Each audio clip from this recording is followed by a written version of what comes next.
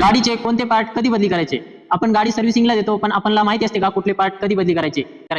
तर ही reel save करून घ्या आणि पुढच्या सर्व्हिसिंगला चेकलिस्ट म्हणून यूज करू. इंजिन ऑइल आणि ऑइल फिल्टर प्रत्येकी 10,000 किलोमीटर किंवा 1 वर्षानंतर कंपल्सरी बदली करणे आवश्यक आहे.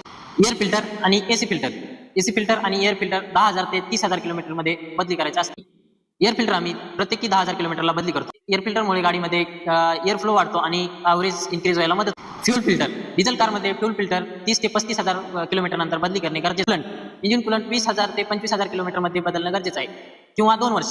ब्रेक पॅड साधारण तुमच्या कारच्या मॉडेलनुसार आणि वापरानुसार अवलंबून असते. 30,000 ते 1,00,000 किलोमीटर लाईफ असते. ब्रेक पॅडची थिकनेस 3 mm पेक्षा कमी झाली आहे, लगेच बदली करून घ्या. बॅटरी लाईफ साधारणतः 3 ते 5 वर्ष असते. क्लच प्लेट तुमच्या ड्रायव्हिंग स्टाईलवर आणि यूजवर अवलंबून असते. हायवे रनिंग असेल तर 70 ते 80,000 किलोमीटर. सिटी आणि ट्रॅफिक मध्ये गाडी चालवत असाल तर त्याच्या आधी पण बदली करायची वेळ येऊ शकते. टायमिंग चेन आणि टायमिंग बेल्ट तर डिझेल कारसाठी 1,00,000 किलोमीटर आणि पेट्रोल कारसाठी 1,50,000 किलोमीटर पर्यंत. त्याच्यासोबत टायमिंग टेशनर आणि वॉटर पंप बदली करणे आवश्यक आहे.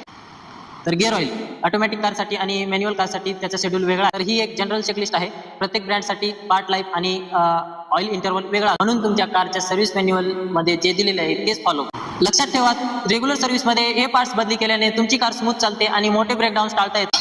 माहिती कशी वाटली मित्रांनो नक्की सांगा कमेंटमध्ये आणि तुमच्या मित्रांसोबत शेअर करा आणि चॅनलला फॉलो करायला विसरू नका. धन्यवाद.